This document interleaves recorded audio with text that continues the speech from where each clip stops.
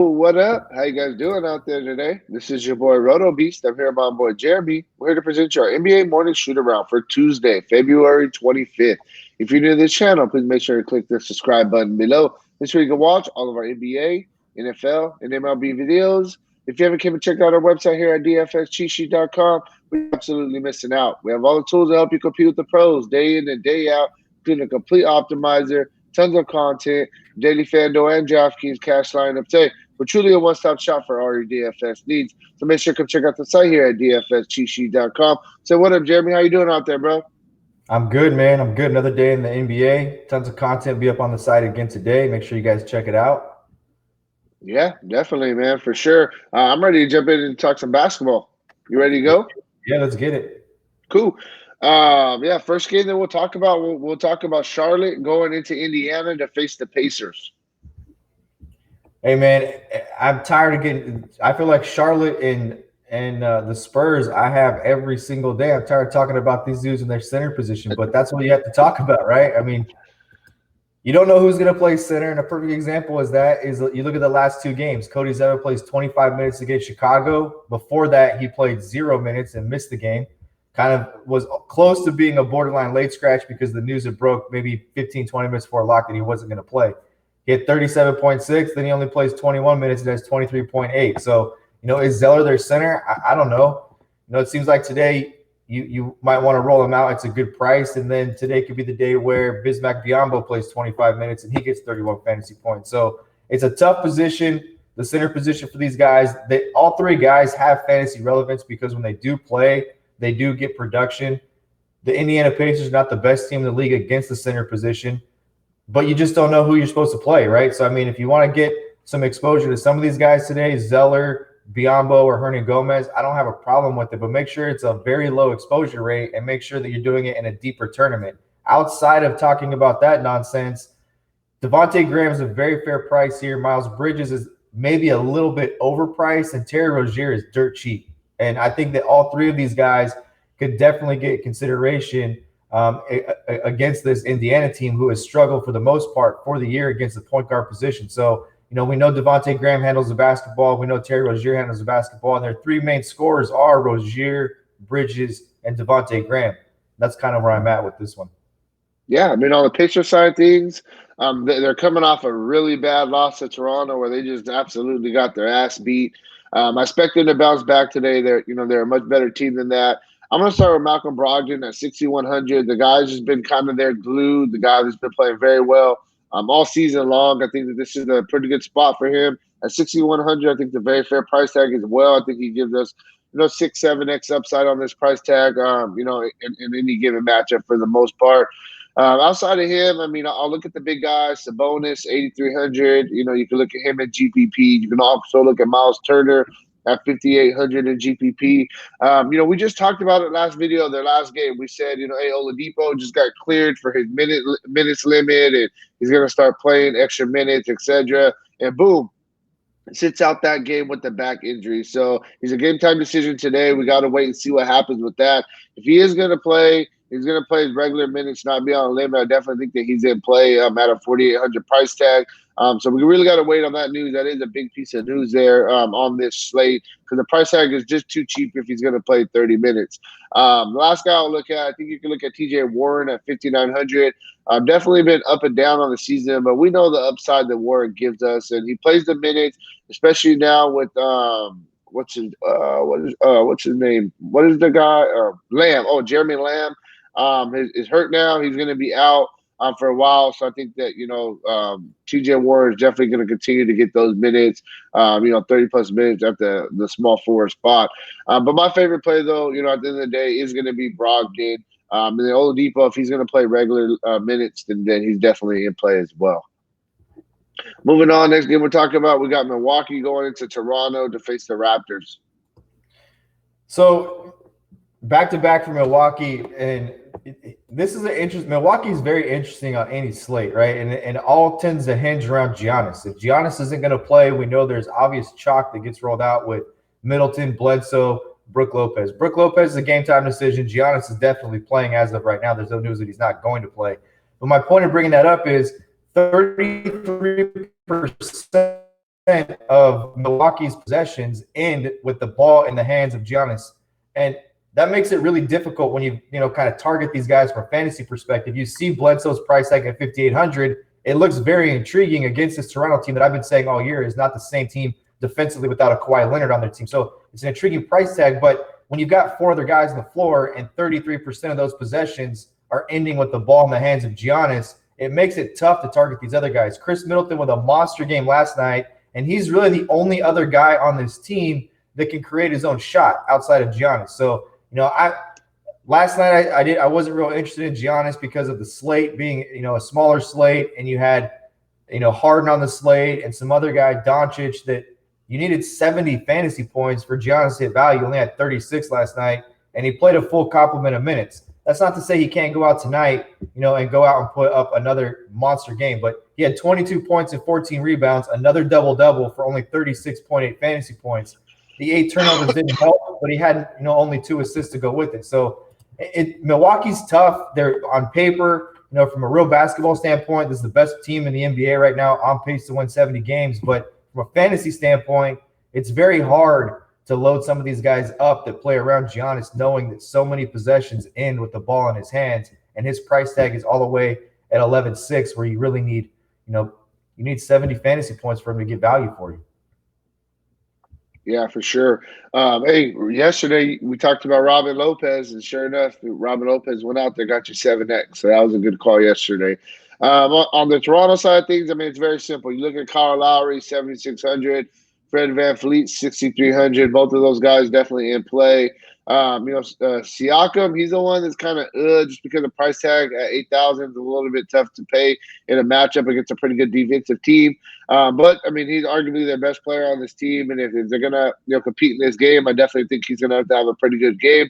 I'm just scared he's gonna get to the matchup against Antetokounmpo for a good little part of the game. It scared me.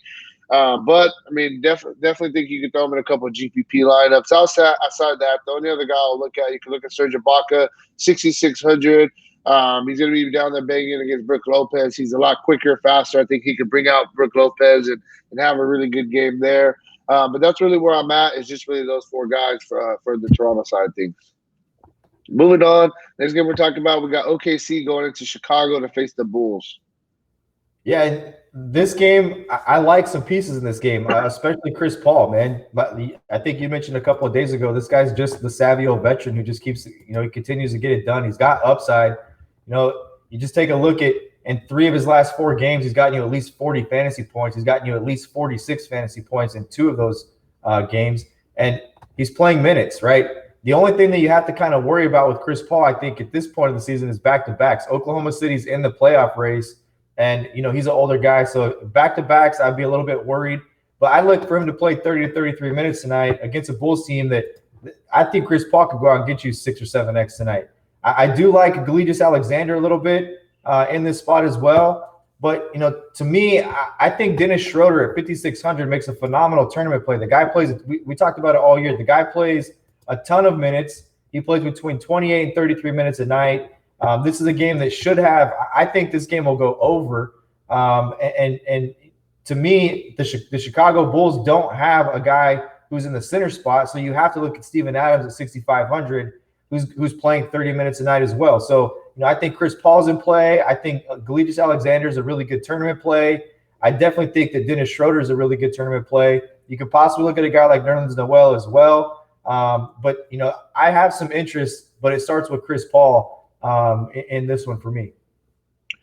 Yeah, on the Chicago side of things, there's definitely some guys that we could play. I'm not really too interested in the point guard situation. They got 3 or 4 guys that are running a lot of minutes out there. I'm looking for the guys who are getting the steady minutes. It's Zach LaVine, continuing to be a leader, continuing to get whatever shot he wants. I think he's a guy in play. Thaddeus Young at 6,000. He's a guy playing as much big man minutes as he can basically handle right now. And the other guy that I'll look at, I think you can, as a value play, I think you can look at this guy, Daniel Gafford, the guy that's back-to-back games of 21 and 25 minutes, and he hasn't got you nothing crazy, 27 and 16 fantasy points. But at this price tag, and we need 19 for value. I definitely think he can get us 19, if he's going to play the minutes. So he's a guy that I got a little bit of interest in as a value play. And that's really where I'm at with Chicago. Moving on, next game we'll talk about. We got Denver going into. We got Detroit going into Denver to face the Nuggets. No love for Kobe White. I mean, they just got so many guards they're just running out there. It's tough. I mean, you could throw them in GPPs, but not too crazy about them. I think Kobe White's going to be pretty owned today for the fact that he's had 33 real points in each of his last 2 games, $5,200 price tag, filling in for Chris Dunn. I think he'll be popular, but I don't think you could chase that 33 points a game.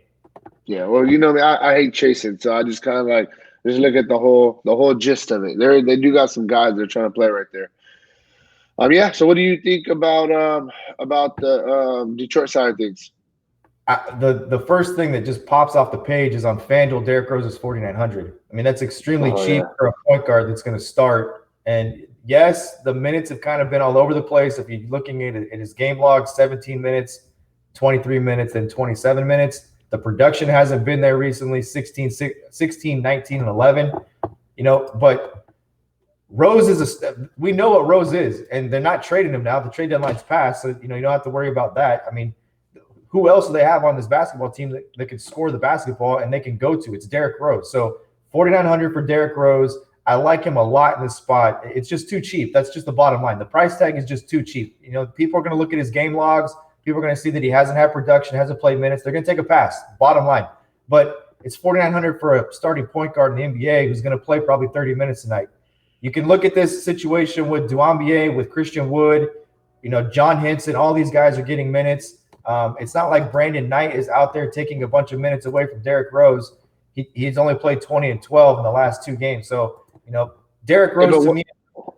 One thing I did want to say, though, is we brought him up, though, the other day, Brandon Knight. We were talking about him at bare minimum price tag. Said he's a guy that could definitely fill up the stat sheet. And the minutes are rising up. Played 20 minutes last game, 22 fantasy points. Like I said, I just want to point that out. That's somebody that we did mention. If he's going to get 26, 27 minutes, he definitely could be really fancy relevancy. And when you look at this projected starting lineup of Thon Maker and Tony Snell, right, and Duambier being in this line, this is tanking. This is tanking at its best, right? This is bottom line tanking. So I would use that as the example of maybe saying use caution. But when you look at this roster, Derrick Rose, Christian Wood, Brandon Knight, those guys should be on the floor at the same time with each other. All 3 of those guys, that's really, when you look at this roster, those are the 3 guys that can really score the basketball. Tony Snell's not a scorer. He's a perimeter guy who can defend and not get a lot of shots, but he can eat minutes. But to me, I think that for tournaments, those guys in their price tag, Wood's expensive. People are going to fade him because he's not going to start.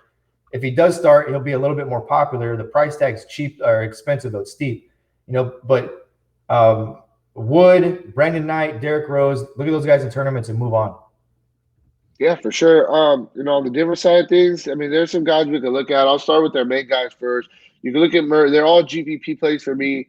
But you can look at Murray. You can look at Paul Millsap at 5,300. You can also look at Jokic at 10.6. I'm just a little bit worried this game could kind of get out of hand quickly, and they don't necessarily get all their minutes. But I think those guys all could still be considered in GPP plays.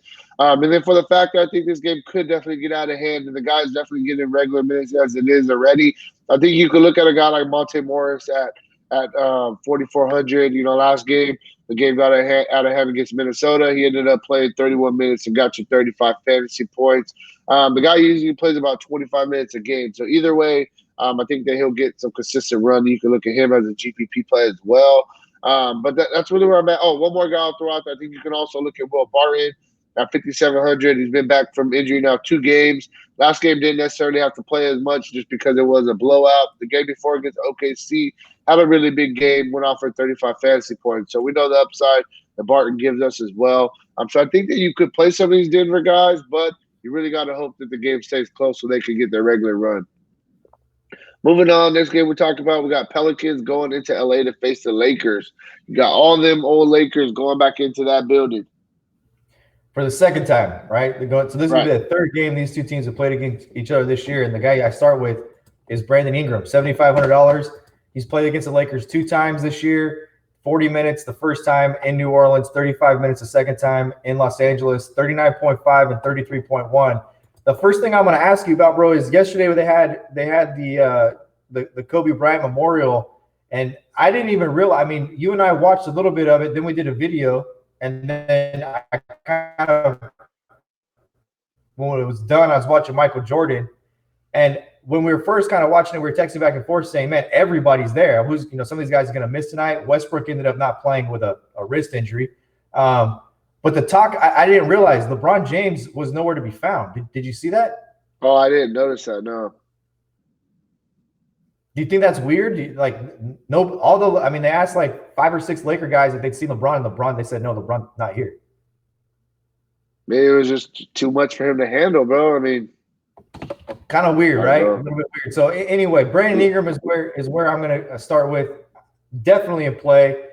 I like all these guys. I think this is going to be a very competitive game. I think this is one of these games that could be. I definitely think. I mean, you look at Vegas, right? Vegas has got this as 239.5 as the over under. This is a game that could definitely go over. This could be one of those 125, 120 games, something like that. 2-possession game. So Drew Holiday's in play, Brandon Ingram's in play, Zion's in play, Lonzo's in play, Favors is in play. You can look at the bench guys as well because they're playing a lot of minutes, starting with Hart playing 27.2 minutes over the last 5 games. Even Melly at 4,100, he's getting 25 minutes over the last 5 games. Redick, he's playing 23.6 minutes over the last 5 games. I think all of these guys are in play. I think this game is going to go over. I think it's going to be a really exciting basketball game, and I think you could definitely consider all 8 of those guys, with Ingram probably being more cash game consideration. You can definitely give cash game consideration to Alonzo Ball at 6,500. The guy has a floor of 5x. That's kind of what he's done. 30 fantasy points seems to be almost what he does every single night. So he's having a very good year. Good for him too, because he's not doing it in the spotlight where cameras are on him every single night. If he doesn't perform, he's just under the radar, going out and putting up 30 fantasy points almost every single night. Yeah, I mean, on the Lakers side of things, I mean, I'm going to talk about the same guys I've been talking about all year. I mean, they got a log jam at a lot of positions, but the guys that I continue to play, you got LeBron James definitely in play at 10.2. Anthony Davis, a game time decision. He is probable. I expect him to play at 10.6 against his old team. I definitely like both of those guys. And the other guy I'm going to continue to play and continue to throw out there at this cheap price tag is Kyle Kuzma at 4,100. You need 20 for value. The guy definitely gives us some upside. He plays, around 25 minutes a game. So I think I'm going to continue to play him as a GPP play. But outside of that, that's really where I'm at with the Lakers. I'm not going to kind of go too crazy with all these other guys. Moving on, next game we're talking about, we got Boston going into Portland to face the Trailblazers. No starting point guards in this one. No Kemba Walker. No Damian Lillard. So you've got some value that opens up. Obviously, Marcus Smart at 5,300. He moves into the starting lineup. He becomes a good value play on this slate. Jaylen Brown, we know, without Kemba Walker on the floor, he plays extremely well and has been a popular play all year long without Kemba Walker on the floor. And this dude, Jason Tatum, yes, the price tag is 8,800, but Jason Tatum's playing extremely well. Just take a look at his last 6 or 7 games: 63 against Orlando, 46 against Atlanta, 53 against the Clippers, 49 against Minnesota, 57 against the Lakers. That's fantasy points. And real points: 41, 28, 39, 32, 33. This guy's playing at a very high level right now, and the $8,800 price tag is warranted. He's really a mismatch in this game when you look, kind of how this game will match up. I have a feeling he'll draw Trevor Ariza in this one. When all is said and done, I think Ariza will end up defending him. Ariza's a really good defender. But Marcus Smart's in play. Tice is in play. This is a really good spot for Daniel Tice at 5,000. We know Portland has sucked all year long against big men. Hassan Whiteside's had a very good season, but he's not a very good defender. And then from a value standpoint, Brad Wanamaker, he's definitely in play in this one. It's a guy that I would definitely look at playing. And Grant Williams. Grant Williams is getting minutes without Kemba Walker. Him and Javonte Green have been guys who have kind of been under the radar. If you want to take a stab with a dart play, I think you can look at Grant Williams, Javonte Green as dart plays as well. Yeah, on Miami side of things, I'm going to start. I love Sinners going against Boston. So I'm going to start with the Hassan Whiteside at 9,600. I think that Whiteside is definitely in a good spot here to have a really, really good game.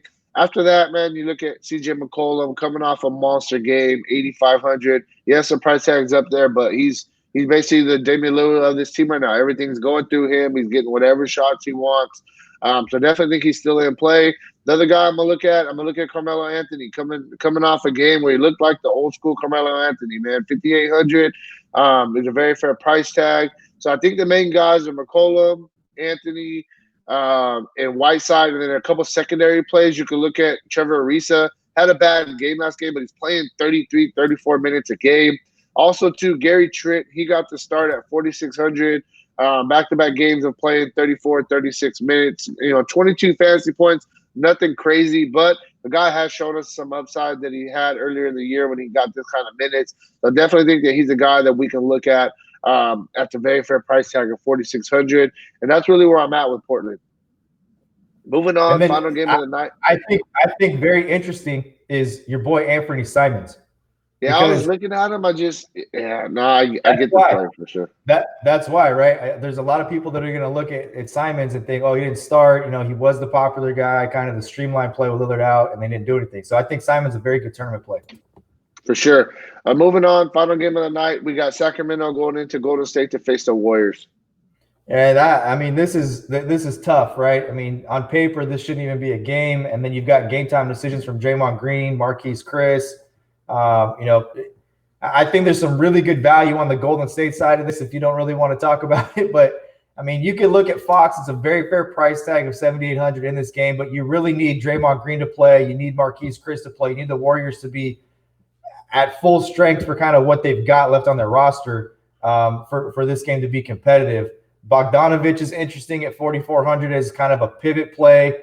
Buddy Hield, this price tag is really, really, really good. It's on FanDuel, it's 5,800. He comes off the bench, plays 30 minutes. And outside of their last game against the Clippers, he only played 15 minutes, only had 11 fantasy points. But if you look at the 4 or 5 games before that, 38.6, 37.7, 49.7, 34.9. These two teams are very close to each other. They're both up in the Northern California. And usually when they get together, it's somewhat competitive. So the most intriguing play in this game to me is Alex Len. I think if Brook Lopez is out and Robin Lopez is going to start, I think that value center position will kind of be very popular with Lopez. They waited 2 weeks to break Alex Len out because when they acquired him for Dwayne Dedman, he was dealing with an injury, and he just played 16 minutes against the Clippers. And if he's going to get cleared to play 20 minutes or 22 minutes tonight against the Warriors at 3,900, he's had some really good games in the past, going back to his days with Phoenix and Atlanta against the Warriors. I like this spot for him. I think it's a really solid tournament play, a really good pivot situation if Lopez doesn't play, Brook Lopez doesn't play, and Robin Lopez does start. So, that's kind of where I'm at with this one. Yeah, I mean, on the Warriors side of things, I think it's pretty easy, man. They got some guys that are playing a bunch of minutes. First thing first, I'm going to start with Kai Bowman at 4,100, coming off a monster game. The price tag hasn't moved. You need 20 for value, and he's definitely been showing you that he can play. He does a little bit of everything, the kind of guys that we're looking for when it comes to fantasy. But like I said, I just think the price tag is too cheap. After him, you can look at a guy like Damian Lee playing a bunch of minutes. The guy been producing, getting in there, doing the little things as well. I like him. Andrew Wiggins, their primary scorer right now at 7,800. Definitely been up and down since coming to the Warriors, but has really flashed some brilliance of some upside there. After that, I mean, Draymond, it's a game time decision. If he plays, I think you could possibly look at him. If he doesn't play, then you kind of just move on. I don't really have too much crazy interest in none of these big guys for the Warriors. I mean, I guess you could look at Siakam possibly. Pascal.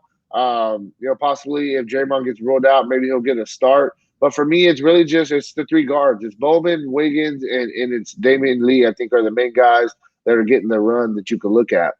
I made a joke the last time that we had the Warriors on the slate. I said, who the hell is Juan Toscano Anderson? And he went out, played 24 minutes against Houston at 31.7 fantasy points. And each of the last 2 games, he's had 24 minutes and 27 minutes, 31.7 and 31.8. The guy's getting run. He's one of the premier value plays on the slate. I think that nobody really understands or knows who this guy is.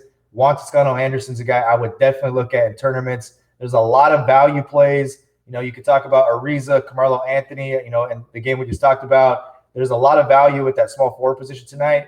And I think Toscano Anderson's a guy that doesn't get owned and a guy you could definitely load up today. This guy could be a slate breaker. Yeah, for sure. I didn't even see that guy. That's a really good call. That's why we both do this. This way we could get it right for sure. Yeah, so 27, 24 back-to-back games. I definitely like that call.